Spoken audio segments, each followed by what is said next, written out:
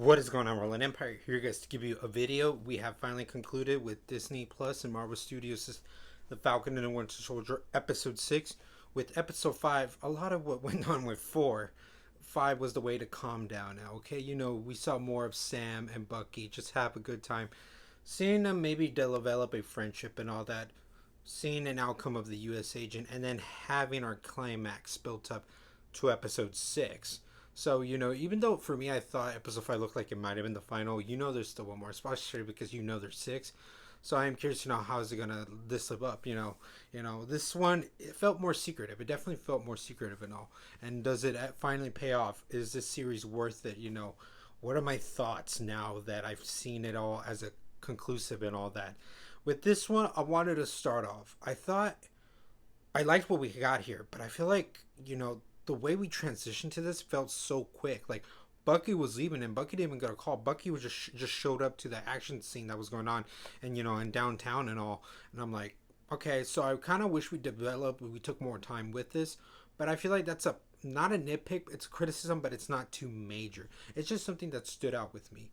But then also I wanted to say the action that was really devoted to this, oh my goodness, from knowing from the Captain America trilogy to now this Falcon, TV show, definitely pays off. It has that kind of style of action sequence, like of choreography, of stunts. The direction of the look of it was good, and even the scope. I think it was because it was at night, but still the visuals and just seeing how everything was displayed. It really, I like the way the look, the way this finale episode was. And then, man, just so we start off now where everybody's being interrogated. Everybody, the Carlin, the Flag Smashers have gone in the government, and then you see visualizations here there of Falcon, and then Falcon shows up, and I thought it was good. It was a good scene where you see the suit. I was like, whoa, they actually stuck with the cam book accurate suit, but I like it. It works. I just thought the goggles, maybe it was like felt too much of it being attached, but in a way it's sort of his helmet, so I definitely got used to it and I definitely enjoyed it. So, and he has Bucky now, he's back. Bucky's doing more like saving the people. Falcon's going from one place to another, trying to stop the more major threats, so to speak, at least ones that are more up, up in the air, while Bucky's doing the ones in the ground and all. So that works. It just shows that how much is paid off within all these guys' characters. You get U.S. agent who comes in. You thought, oh, this isn't the last. We're still going to see a bit more of him. He has a little bit of redemption arc, and I said, guys, John Walker isn't the greatest. He's done things that I just can't side with him, but I I understand where he's coming from. He's like a really great character for me, at least at this sense. And Wyatt Russell, good job giving like a nuanced performance for this character. So he tries to go avenge obviously Lamar, and it goes out where he has fights with these people and the Flag Smashers, but then he has a redemption arc. Once he sees something with Bucky's going on, where he's trying to save this group in the car, but it's too much for him. It's nice that little what he's gonna become now, like U.S. agent or something, comes in, helps it a bit. That was a nice work. Even after so much, it's nice to see this kind of fleshed out of a character kind of thing. And so as everything is going on, I like the scope of this. And for some reason, I just want to say this. It felt very Spider-Man. I don't know if it's because of the setting all that. It felt very Spider-Man, where especially these three characters had stakes of who you're going to go after and all. I felt that was a nice touch. I wonder if it was intentional. I got that. I understood that, at least from my way of references. And so a lot of this first half of the episode is devoted to action scenes and all that, and all these sequences, all these things. You get the power broker being revealed by Sharon, which I expected that was, but I still wanted to hold out. But hey, no surprise, and I'm glad I was right in a sense that, like a lot of people, like, so for me, that she was the person who she was, as a face up with Carly. Batrock's there too. Everything is like a shootout. Falcon gets to the point where he sees it from Carly's point of view. Is like, what is he doing? And she doing, not knowing that, also what Carter has, which leads on to her story about maybe her being more of a villainous role. But I still like her character, knowing where she's come from. But she is walking that fine line. I'm like, well, what are you, good or bad?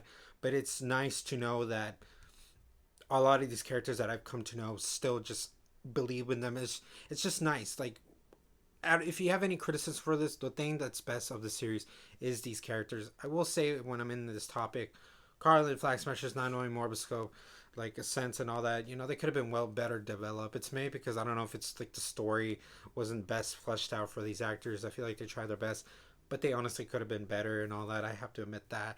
But it's Captain and, you know, Captain Falcon, whatever, Captain America Falcon, and the Winter Soldier story. So this is what works best. Zemo gets a little bit of revenge knowing that when some of these Flag Smashers are captured, his butler or whatever just blows the thing, so he blows that, and Zemo still has some kind of still win in all this of the fight. And in the second act, we focus now more of tying in the end sort of epilogue of all these characters. You get John Walker getting his U.S. agent suit, which is really cool, really nice, really cool. Can't wait to see how that story kind of just goes on. And then with the ones that are really important, like Falcon and Bucky, you know, you get a sense where there's this nice shot of his sister realizing what his brother has been doing. So that's nice. I wanted to see more of him kind of recollect, like more catch up with his family a little bit. Bucky has a chance with his neighbor that he is responsible for what he did for his son. So with his neighbor, he has that talk, and Bucky just shows it. And really good, solid performances from both actors. I wanted to see more of that though. That's a bit of my criticism of the second half. I feel like it was a bit too rushed. I was like, if you have from all these episodes almost like an hour of length, this one was 50 minutes. They could have been 20 extra minutes and would have been devoted and giving all these times to marinate. I feel like it's because it's been earned. You know, I wanted to see more of that. But I still like what I got of these actors and characters trying to do, you know, one more last minute, you know, resolving conflicts. And so that was nice, but I have to say if a criticism is and all. And then there's this main point in the middle where Falcon, after he saves all these people, gives this talk about speech of, you know, him being, you know, the guy he is and wearing the stars and stripes. And I understand. And I like the message. I liked it. I'm just saying from a critique of a film standpoint, because good or bad, you know, this has been done. This has been done for better or worse. I feel like the way this was structured to sell this could have been better, like in a way where all these characters feel like we're doing more. I feel like they